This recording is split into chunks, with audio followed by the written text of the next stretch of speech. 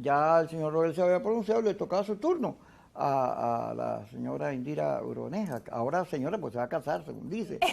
Eh, Están abiertas las solicitudes. Mira, Lo que pasa es que tú me terminaste de decir. esa estrategia, ¿tengo razón o estoy equivocado? No, fíjate. Primero es importante retocar algo. Daniel Ortega, su discurso. Primero, yo estoy muy decepcionada de Daniel Ortega. Obviamente, yo no tengo que negarle a nadie que yo, bueno, vengo de la izquierda y soy más izquierdosa que derechosa, pero esa no es la izquierda que yo defiendo. Termina pareciéndose a Somoza, pareciera. O sea, es el tema de que todo lo que contra lo que yo luché después termino pareciéndome. Eso para mí es indefendible. Ortega tiene un discurso incluso súper duro con el imperio aquí y tal y todo el tema, pero él sigue, fíjate, en Nicaragua no se ha cerrado embajada de los Estados Unidos. Estados Unidos sigue teniendo embajador en Nicaragua, cosa que no ocurre con Venezuela. Eso es un tema importante para analizar y para ponerlo en la mesa. La reciente negociación donde él entrega 200, le quita la nacionalidad y vota, porque eso se llama votar, expulsar de su país a 200 nicaragüenses, lo hizo bajo una negociación con los norteamericanos. Entonces, un poco la hipocresía del discurso, que vi abajo el imperio, abajo el imperio, abajo el imperio, pero me entiendo con el imperio y sigo manteniendo mis negociaciones y mis relaciones con el imperio. Yo creo que Maduro apuesta, pero no nada más Maduro. Tengo que decirles que es el mismo presidente Lula que está interesado en mediar en el tema de Venezuela, y tengo también que decirles que es el mismo presidente Petro, incluso más porque tengo muy buenas relaciones también con el gobierno de Chile, y les puedo decir que el presidente Boric está ahorita tratando de buscar canales para No, ha sido ayudar. muy dura contra Ortega, los dos, Petro y Boric. Y meterse. No, es que yo creo que un poco estos tres presidentes, tanto Petro, Boric como Lula, van a buscar impulsar una negociación con Venezuela sin dejar de condenar el tema de Nicaragua, porque es que yo creo que el tema de Nicaragua ya pasó los límites aceptables. O sea, dentro de la solidaridad ideológica y dentro de la solidaridad de las luchas de los pueblos latinoamericanos y suramericanos y independistas y antiimperialistas, yo creo que hay cosas que tienen su límite. Es decir, yo puedo ser muy solidaria ideológicamente de repente con Nicaragua, pero no con lo que está haciendo Daniel Ortega. Entonces ahí se abre una separación. En todo caso, estamos entrando en una etapa compleja donde todos tienen que empezar a ayudar al tema de Venezuela, porque pudiéramos entrar en la voracidad de lo que es la campaña electoral norteamericana, donde ya empezaron a subirle el volumen al tema. Recordemos, antier Biden ratifica ese decreto ejecutivo de Obama donde nos declara al país. Es importante aclarar esto para todas estas personas que se la dan de super mega analistas y son más antipatriotas que no sé qué cosa, porque celebraban que Biden extendiera el decreto y decían, no, pero esto es un decreto que declara al gobierno de Venezuela una amenaza. No, declaras a Venezuela, es decir, a Venezuela. Al ¿Y nosotros qué Estado somos? venezolano. ¿Y nosotros qué somos? Nosotros somos indianos, haitianos, nosotros somos venezolanos, es decir, que nosotros también somos una amenaza. Estamos entrampados, la oposición golpista, la oposición que se arrastra a los intereses internacionales nos metió en una trampa. Porque incluso, Kiko, lo decía yo en mi artículo de esta semana pasada, que nosotros estamos en el radar y estamos en el camino donde las sanciones se pueden convertir en ley y pasaríamos a tener una nueva versión de la ley Helms-Burton en Cuba.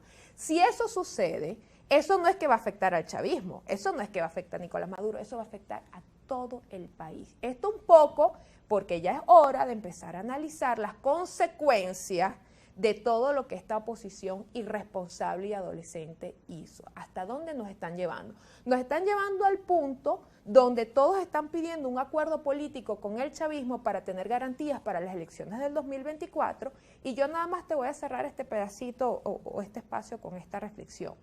¿Qué acuerdo político de alternabilidad cuando la cabeza de los principales dirigentes del país tienen precio? ¿Qué acuerdo político de alternabilidad cuando los principales dirigentes del chavismo están sancionados? Entonces explícame, porque a mí los norteamericanos me hablaban de que el acuerdo político tiene que contener garantías si el chavismo pierde y garantías si la oposición pierde. Bueno, yo quiero saber cuáles son las garantías para el chavismo. Yo quiero saber cómo yo, Nicolás Maduro, pierdo las elecciones y voy y entrego si mi cabeza vale 15 millones de dólares. Esta es la trampa a la que nos llevó un sector de oposición que se fue a buscar la ayuda del hermano mayor para que viniera a meterse en la pelea, y entonces el hermano mayor terminó tragándoselo.